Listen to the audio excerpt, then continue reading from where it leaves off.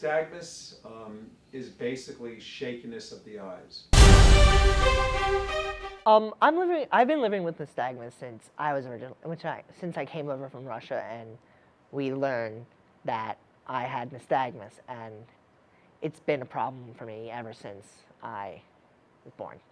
When I got into high school, I wanted to, see if I could get glasses to drive, but unfortunately, that's just not really a possibility. So I've kind of come to terms with that recently. It all depends what their vision is. If the vision is 20/70 or better, they'll get at least a restricted license. If they have 20/50 vision or better, they'll get a regular license. So it's not whether they have nystagmus, it's whether their vision is good enough to drive. When I was found out that I could drive with corrected vision, it was a new sense of freedom because of the fact that I didn't think I could because of my acuity. But as I got older, my acuity got better and better. And then when I went to my doctor, he realized actually, that my acuity got better over time, so I could drive now. Nystagmus can be challenging in many ways. Like, I can't drive unless I have certain permissions from the doctor. And other than that, challenges in school are I can't see the board from certain distances, and things like that. Kind of little things involving convenience, living in a suburban town and not being able to drive is definitely a challenge. Just, little things I mostly get by with help from other people. Hi, my name is Evan Johnson. I'm a student at Shawnee High School, and I'm of age to take the test for my permit. What are the general restrictions for a person with a visual disability to take the test? Well, when you say visual disability, it just means that you wear glasses, you're blind, you see blind. I have a disability called nystagmus. Okay. So. Now I'm not familiar with that disability. But, how does that affect your vision? It affects my vision because I can only see my eyes are shaky, and so it's hard for me to see in a larger crowd. Okay. Does they affect your depth perception or your nearsighted, farsightedness? No. Yes, farsighted. Farsighted. Okay. Do you wear glasses? Yes. Yes, I do. All right. This is what happens. You'll take a regular eye test just like anybody else would. Make sure you bring your glasses with you because we want to make sure that you can see from a distance. As long as you pass the test at motor vehicles, a vision test, they allow you to sit down and take the written test. Now, let's say for some reason you don't pass the written test because of your eye disability. What happens is we'll give you a form that you take to your actual doctor. They'll give you a vision test at the doctor's office, and they'll let us know what your vision is like. I mean, it's not going to stop you from getting a permit. You just have to go to your doctor to do the vision test. Well, that all depends on the age in which you start. You can start off at 16 getting your special learner's permit.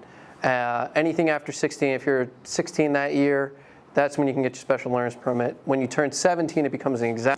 The scores aren't going to be any different. The only difference is that the visually impaired person is going to have something on their license that says they're going to be visually impaired and that they wear glasses at all times. Currently at Wills here, we're one of only 2 centers in the United States that is doing surgery for individuals who have nystagmus, who don't have strabismus or deviation of the eyes, and do not have a face turn, but it seems that it does improve the vision and does reduce the nystagmus to some degree. For your special learner's permit, you can only have one other additional person in the car with you other than the supervised driver. That includes family members. Once you get your examination permit, you can have anybody who's in your house and one additional person. Your probationary license is one other person, and your hours are restricted throughout all of them. Your hours are restricted from 11:01 to 11:01 p.m. to 5 a.m. So you can't drive during those hours. Even though you can drive alone once you get your probationary license, you're still under the hour restriction. Once you get your basic driver's license, there's no restriction at 18. And you still have to have the red decal, not after 18, but red decal till you get to 18. Vision test, you can't do your behind the wheel. You have to make sure you get cleared with your doctor and with the school and with the state department, the DMV. You do both. You do the vision test with your doctor, obviously, you're going to have your vision test with your doctor. You're going to have your vision test with me when you do your 6 hours behind the wheel. And then when you go to apply for your permit as well, you're going to do your vision test. Right now, I am currently waiting to take my test. I mean, the vision test I can take as like 1 at my doctor and 2 at the DMV. I mean, the driving school. And so I'm probably going to feel like really nervous about that. It's going to be like a different experience for me. I play a lot of music, so sometimes just reading sheet music is a challenge. Seeing the board in school is a challenge. So just little stuff like that, but you know, a lot of it can be worked around. The stags can be challenging in many ways. Like, I can't drive unless I have like certain permissions from like the doctor. And other than that, challenges in school are like, I can't see the board from certain distances and like things like that. I'd say that, you know, I get by pretty well, mostly with just, you know, assistance that I'm very grateful for from, you know, tons of people, just little things like, you know, teachers will often give me copies of their notes since I can't see the board and in school and things like that. The biggest advancement that I'm aware of in the last 15 years is called a tenotomy. A tenotomy is the cutting of the eye muscles and reattaching them in place. I was in the past, but not as much anymore because of the fact that of all the Effects. yeah, all like the repercussions of that. I think that also varies. Speaking in generalities, I think it takes somebody, I mean, to really learn and be an experienced driver, somewhere between 2 and 5 years. Because you're never really going to experience, I can, you know, as a driver's ed teacher, I can talk to you all day about, you know, slipping on ice and turning into the skid or following whatever way the back of the car goes.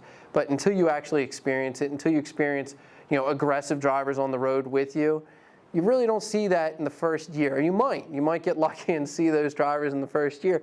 But I think really it comes down to, you know, just experience. I think to really learn how to drive, to be an experienced driver, is somewhere between those 2 to 5 years to really be a skilled driver.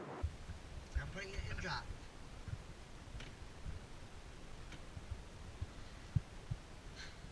Here goes nothing. All right, I'm starting my journey. Alrighty, I was driving.